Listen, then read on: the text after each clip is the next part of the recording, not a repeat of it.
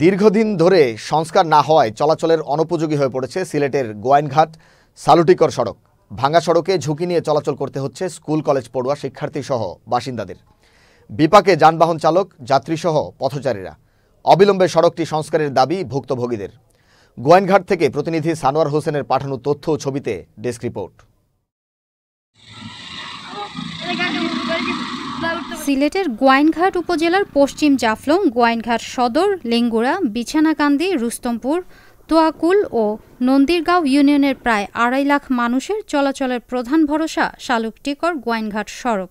এবছর ৩ দফায় বন্যায় চলাচলের অনেকটাই অযোগ্য হয়ে পড়েছে সড়কটি। গোয়াইনঘাট থেকে পান্তমাই, জাফলং থেকে নতুন বাজার, মোহাম্মদপুর থেকে মুসলিমনগর এলাকায় সড়কের বিভিন্ন স্থানে দেখা দিয়েছে অসংখ্য খানাখন্দ। চরম ভোগান্তি নিয়ে চলাচল করতে বাধ্য হচ্ছেন শিক্ষার্থী, হাসপাতালগামী রোগীসহ পথচারীরা। ঘটছে দুর্ঘটনাও। অবিলম্বে সড়কটি সংস্কারের দাবি স্থানীয়দের। কষ্ট হইতেছে, বর্ষাতে এখন আসলে এই রাস্তাঘাটের অবস্থা অত্যন্ত খারাপ। গাড়ি না হওয়ার পর গাড়ি আওয়া যাওয়া করার না করতে গিয়ে আমরা এদিকে হারিয়ে যাই, কিন্তু গাড়ি যায় না এদিকে।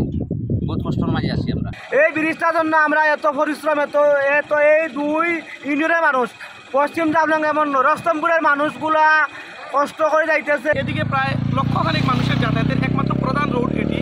দীর্ঘদিন থেকে এই রোডের যে একটি অবস্থা, মানুষের যাতায়াত করতে খুবই কষ্ট হচ্ছে। আদারপাড় গোয়াইনঘাট রাস্তার অবস্থা অত্যন্ত খারাপ। মরহুম সাবেক দিলদার হোসেন সেলিম সাহেব বিএমপি মনোনীত এমপি ছিলেন, উনি এই রাস্তাটা করে গিয়েছিলেন, কিন্তু তারপর থেকে আজ পর্যন্ত এই রাস্তাটি কোনো সংস্কার হয়নি। এখানে দীর্ঘদিন থেকে এই রাস্তাটি অত্যন্ত খারাপ অবস্থা রয়েছে, হাজার হাজার মানুষের চলাফেরা রয়েছে।